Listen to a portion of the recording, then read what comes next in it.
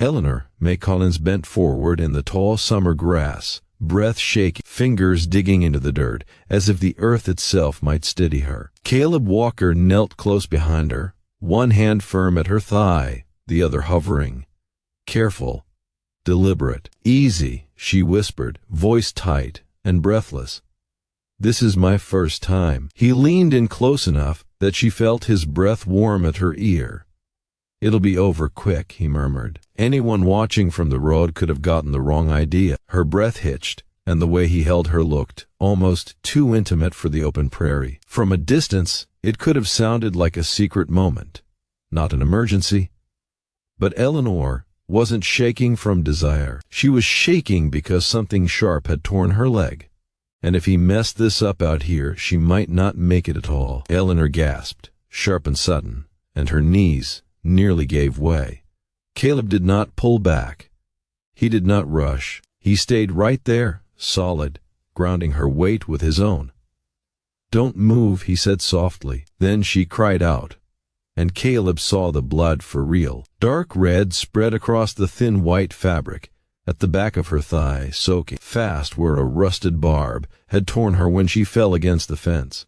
No pretty way to say it. It was deep enough to need stitches and dirty enough to turn deadly if they waited. Caleb had seen men lose a leg to less, and he wasn't about to watch it happen to her. His eyes dropped, not with hunger, but with focus. "This is bad," he said, low and controlled. He tore a strip from his bandana and pressed it hard against the wound, firm enough to stop the blood, gentle enough not to break her trust. Caleb Walker was 48, broad-shouldered, weathered by sun and dust, a man shaped by long days and longer silences. Eleanor May Collins was 22, shaking with pain and fear, and unused to a man's hands touching her without cruelty hiding behind them.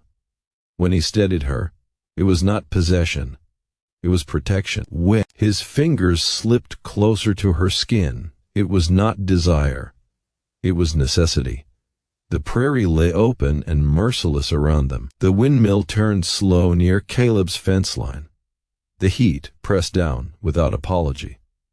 No one else came running. No one else came to help. Caleb lifted her carefully onto his horse and turned toward his ranch near the Cimarron, his hand firm at her back. "Hold on," he said. Eleanor didn't know whether she was riding toward safety or straight into the next kind of trouble. She didn't know about the needle waiting by his fire. She didn't know about Thomas Collins, the brother who would come looking for her with lies and fists. And as the horse started forward, one question burned louder than the pain in her leg. Was this the moment that saved Eleanor May Collins, or the moment that would destroy both of them? The ride felt longer than it was, every step of the horse sending a dull reminder through her leg. She kept one hand tight on the saddle horn, and the other pressed against the bandana Caleb had tied there, already dark with blood. Caleb rode slow and steady, one hand on the reins, the other ready in case she slipped. "You're doing fine," he said, like he'd said it 100 times before to frightened animals and tired people. She nodded, even though she wasn't sure she believed him yet. Her vision kept narrowing.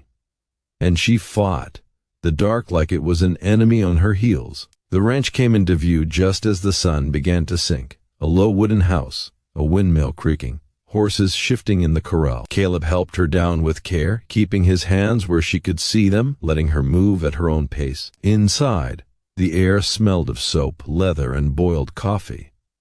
He sat her on the edge of the bed and set to work without fuss, water heated on the stove. He kept glancing at the door because out here, trouble liked to show up when your hands were busy. A needle and thread lay out beside a bottle of whiskey, not for drinking, but for cleaning. No medicine out here besides heat, clean water, and luck. Caleb boiled everything twice, then poured whiskey over the needle like he didn't trust fate one bit. He scrubbed his hands with lye soap, then rinsed them clean.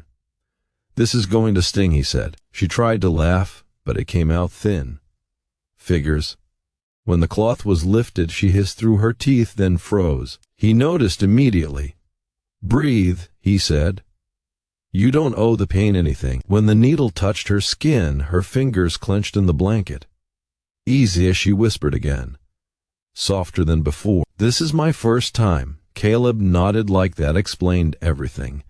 "It'll be over quick," he said. And this time, she believed him.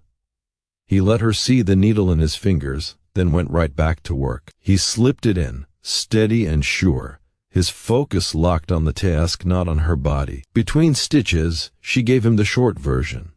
A brother with debts, and a town that treated her like payment. Caleb didn't interrupt. He didn't offer promises he couldn't keep. He just listened and kept stitching. When it was done, he tied the final knot and leaned back. "All set," he said, but his eyes stayed on the bandage, because the real fight might start after the stitching was finished. She let out a breath she didn't know she'd been holding. He wrapped the bandage carefully and stood, giving her space. "You can stay," he added, like it was no big thing. "As long as you need." He didn't ask for her story first, and that's what made her believe him. Eleanor looked around the room, at the quiet walls, the single lamp, the door that locked from the inside. For the first time in a long while, she felt the edge of sleep pulling at her. But somewhere beyond the fence line, a man who thought he owned her was already starting to look. That night, her skin went hot and cold. Caleb sat by the bed and watched her breathe like a man counting seconds. By morning, he would know if this was just fear or the start of an infection. And when that man found this place, would Caleb Walker still be able to keep her safe? On the third morning after the stitches, Eleanor woke to the sound of wind turning the mill and a smell that made her stomach growl. Coffee, real coffee. Her leg ached, but it was a clean ache now, the kind that meant healing had started. She tried to stand once, turned pale, and sat back down hard. Caleb didn't argue. 2 days in bed, he said, then short steps only. By the third day, Caleb was mending fence when she stepped onto the porch, moving careful, but proud she could stand on her own. She spent the morning doing what she could from one spa, shelling beans into a bowl on her lap, folding clean cloth for bandages, counting every slow breath like it was a job. When her leg throbbed, she didn't whine. She asked for a cane instead of a hand. By afternoon, she told him more. Not all at once, just enough to let the truth breathe. She spoke about Thomas Collins, how he changed after their parents died, how debts showed up faster than paychecks, how men at the edge of Dodge City began calling her an answer instead of a person. Caleb listened, wiping his hands on a rag, eyes steady, jaw tight, but quiet. "He won't stop," she said. "No," Caleb answered. "Men like that don't." Later that day, a rider passed the far fence line and slowed just long enough to look. He wasn't lost. He was counting horses, windows, and the way back. Caleb saw it too. He didn't wave. He didn't call out. He just watched until the dust settled and the road went empty again. That night, he checked the locks twice and set a lantern by the door. Not to scare her, but to tell her she mattered. They shared supper without ceremony. Beans, bread, a little meat. Caleb told a story about a horse that learned to open gates and cause trouble across 3 counties. Eleanor laughed. Real laughter, the kind that surprises you when it comes back. Before turning in, Caleb said, "If anyone comes asking, you don't owe them an answer."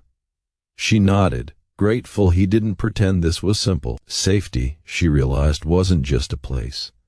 It was a choice someone made for you when you couldn't make it for yourself. The knock came just after midday, firm and unhurried, like the man on the other side already knew the answer. Caleb wiped his hands on a rag and stepped onto the porch. 2 horses stood at the fence, one rider still mounted, the other already on the ground. Eleanor felt it before she saw him. The tight pull in her chest, the past finally catching up. "I'm here for my sister," Thomas Collins said, smiling like he had a right to be there. "I'm not going anywhere," Eleanor said, slow but steady. "You don't get to decide that." The shove came quick. Caleb took it, feet planted. When Thomas rushed again with a hidden knife, Caleb caught the wrist, took a cut across his knuckles, and still kept the blade away from her. They slammed into the fence, boards rattling. The knife hit the dirt. A neighbor's shotgun ended the question. By sundown, Thomas was hauled to town, hands tied, temper loose. In the quiet after, Eleanor understood something. Caleb hadn't just protected her body. He'd protected her right to choose. The days that followed were quieter. Slow mornings, shared work, small conversations that mattered more than speeches. One evening, As the sun dipped low, she said, "I've never stayed anywhere because I chose it." "First time for everything," Caleb replied. When he reached for her, he waited. "Is this what you want?" She answered by taking his hand. She stayed, not because she had nowhere else to go, but because she wanted to build something where she stood. In the West, a good man wasn't measured by how hard he hit, but by what he refused to do when nobody was watching.